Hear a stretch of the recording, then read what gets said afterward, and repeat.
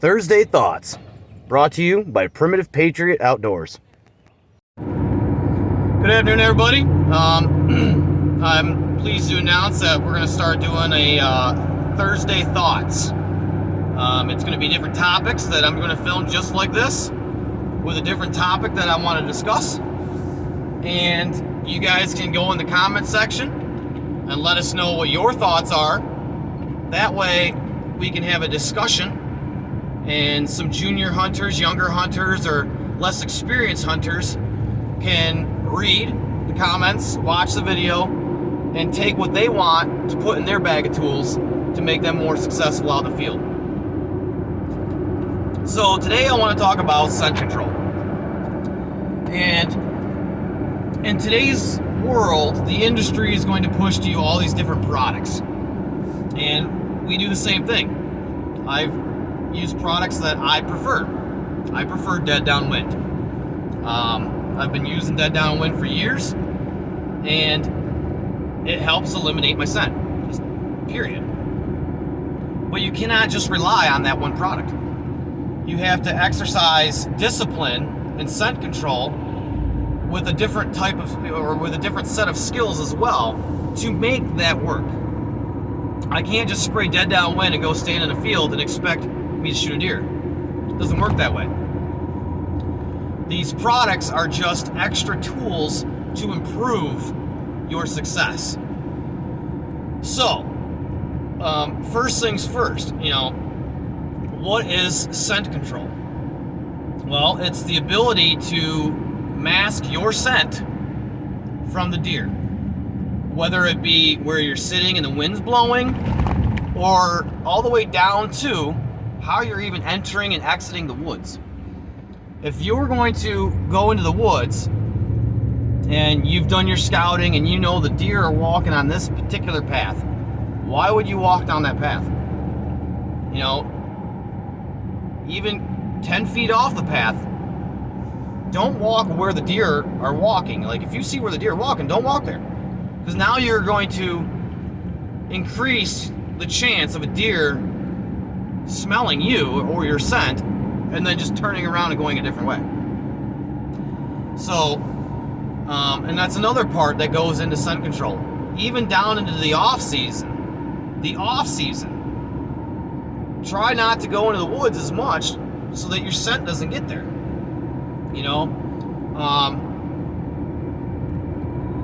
Cell phone cameras, the trail cameras that send your picture to your phone, those have changed the hunting world.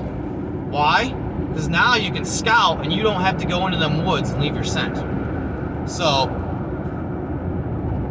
technology is there with all these different products to improve your ability to not leave your scent. And there's a lot of different discipline techniques that you can learn, practice to the ability where it just becomes a habit. So if I'm walking into the woods, I'm going to be either spraying my boots with Dead Downwind, or I'm going to tie a wick with some deer piss, wherever.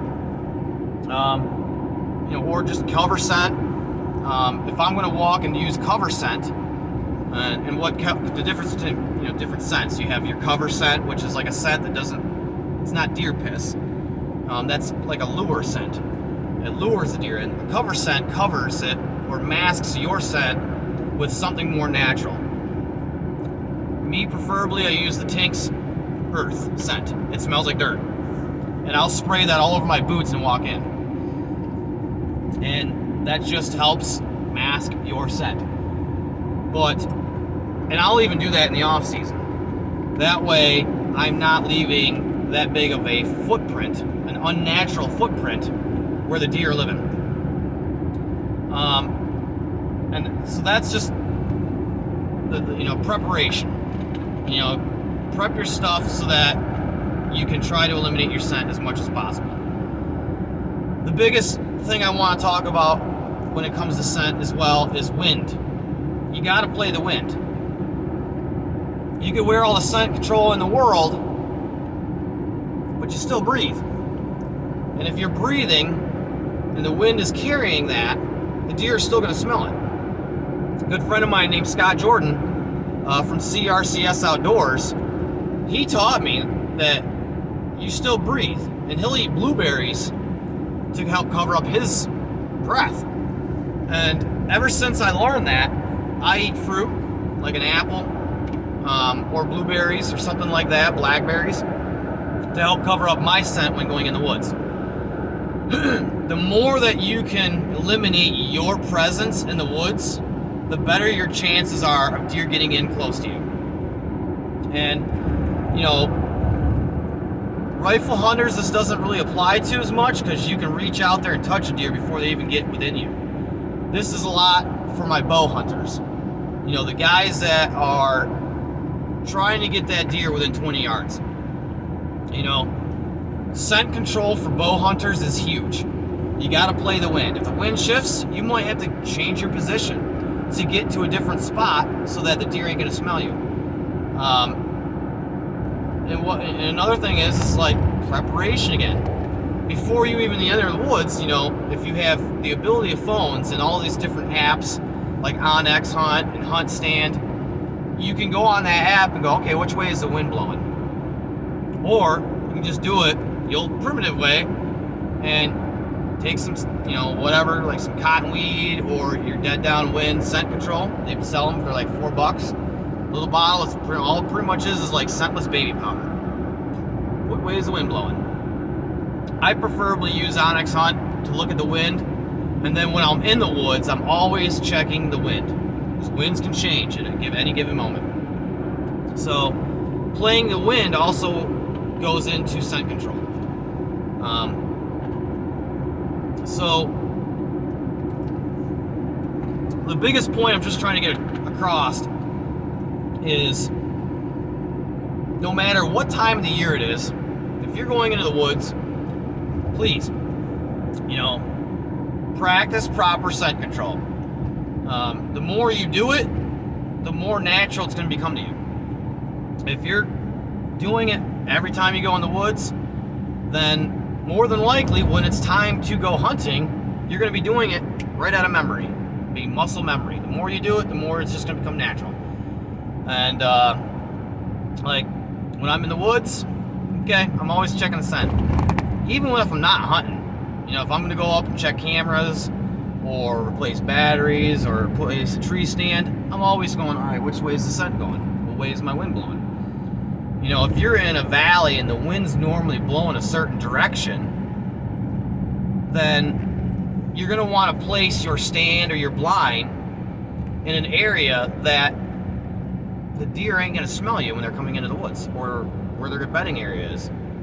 If a bedding area is in this tall thicket of grass right here, and 90% of the time the wind's blowing that way, why would I put a stand right next to it where the wind's always blowing right to where they're bedding? They're going to smell you.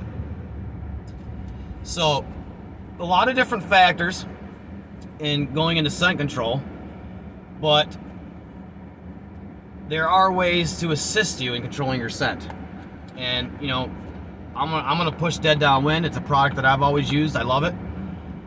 You guys can use what you want. Experiment. You know, just experiment with things. If you're constantly wearing a product and deer keep smelling you, maybe that product's not working, or you're not exercising good discipline.